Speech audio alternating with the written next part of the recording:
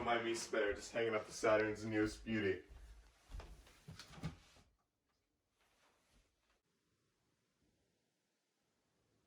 Isn't she beautiful?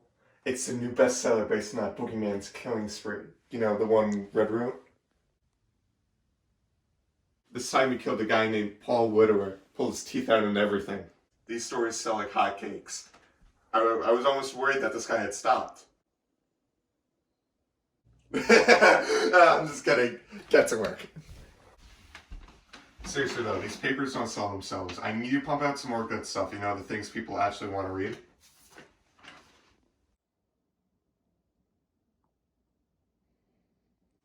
See, here's the issue. People need intrigue, Jim, not playgrounds.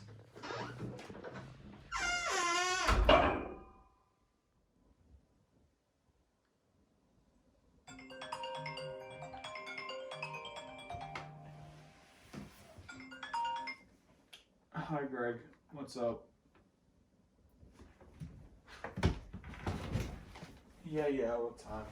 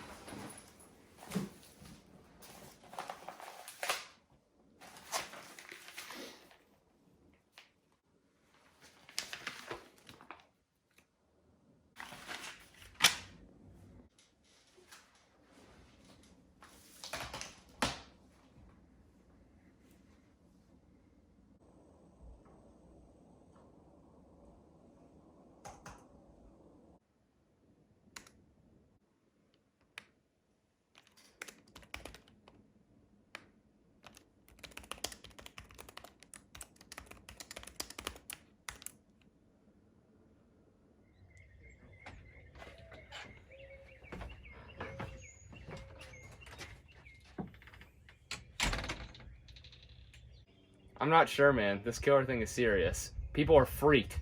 Do you really want to lie about the killer? People trust the Saturn. Come on, it's only a little spice. Something to grab readers' attention. Sell a few more papers.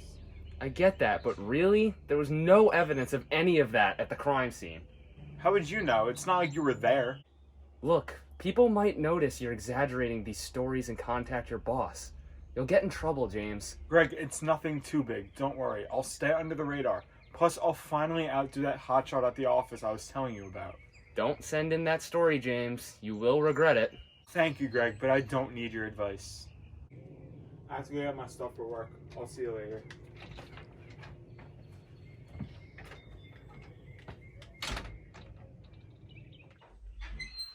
Attaboy. I'm glad you finally found your sense of business. Oh, Mr. Johnson, it's nothing really. Nonsense! This is great. We'll have it printed by tomorrow. Front page. Hey, Mr. Johnson? What is it, Red? You said you'd approve my next story. It was the one about the water supply. I was hoping we could get it on the front page. Nice effort, one cell.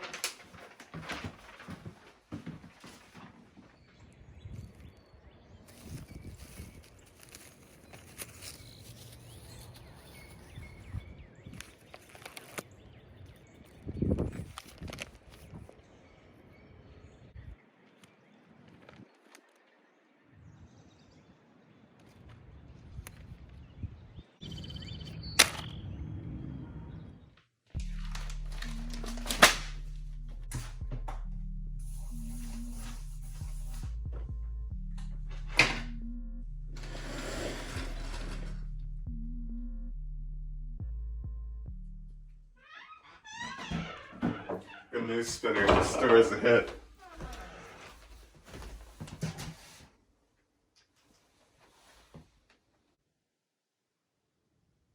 Say, how did you manage to get all these details? Red Story had none of this. Well, I was wondering the same thing. I read your story. Who's your source? You called me out in your story. You said I omitted details?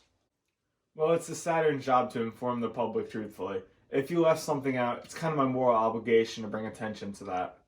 Are these new? Yeah, I'm writing about the past victims in the Price City murders, some of which you've already written about. Can I have them back now? Let them have them, Spinner. You can print out more. Maybe they will convince Mr. Red here to write something that's actually more relevant.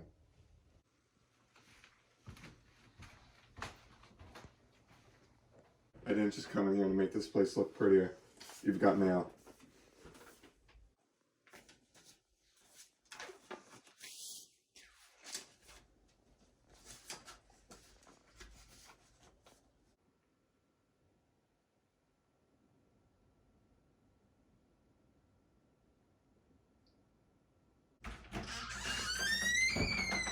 What's the big idea, Jeremy?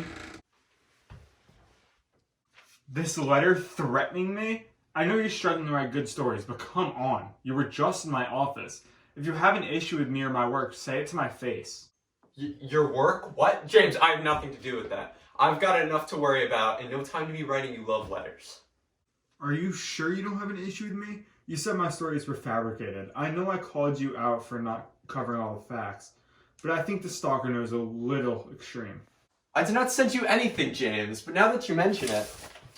New evidence, killer taunts police, decapitation? James, these stories are baseless. I visited that crime scene, and anyone with 2 eyes could tell you that poor old Mrs. Copperfield's neck was still intact. You're a fraud, James. You're fear-mongering. People are already scared, and you're making it worse. What's with all the yelling? There's no issue, Mar. I was just leaving, actually. I'll have my new stories on your desk before I head out.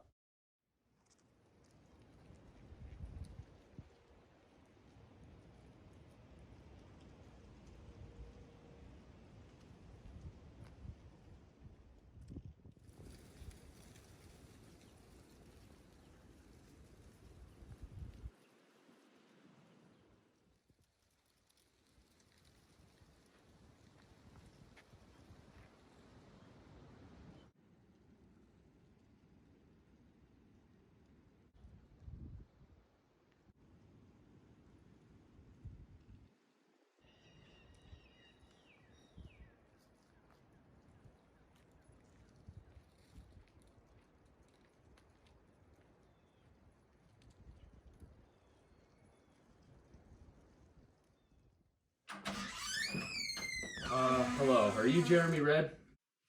Yes, can I help you? Hi, I'm Greg Stevenson. I'm a friend of James Spinner. If you're here to accuse me of something, I think I'm gonna have to ask you to leave. Oh no, I know that wasn't you. I was hoping we could discuss our mutual friend. He left already. What about him? I read his new article and it's spreading false information. I know. How about you tell him that? Because he sure didn't listen to me. Well, I've tried, but he doesn't seem to be listening. What does it matter to you anyway? I'm afraid he's turning himself into a target. A target? I'm not following. All I'm saying is I don't think the Price City killer appreciates people lying about him. Wouldn't lying throw the police off the killer's trail? Maybe he wants the world to see what he's really capable of. Listen, I'm already planning on talking to my boss about James, but I'm afraid I'm gonna have to ask you to leave now, Mr. Stevenson. Does James plan on writing any more articles about him? Listen, these are his drafts for more stories he's doing on the killer. They're all exaggerated or contain more false information. Thank you, Jeremy. Clearly our friend has no plans of stopping. Would you mind letting your boss know about my visit? I'm afraid he wasn't here when I arrived. Yeah, Mars ran out for a bit, but he should have been the one to buzz you in. How did you get in here, Mr. Stevenson? Omar is perfect. I have something for you to say.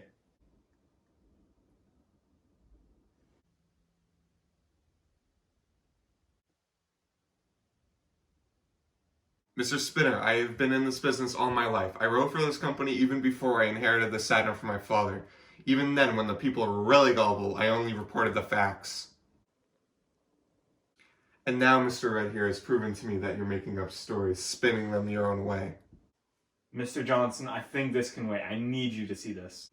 No, we value integrity here, Mr. Spinner. Do you know how much this could damage the Saturn? How much it could damage me? Mr. Johnson, this is serious. Someone left this for me. I don't want to hear it. It doesn't matter what you have. I cannot trust you. Pack up your things and never step foot in here again. Human teeth.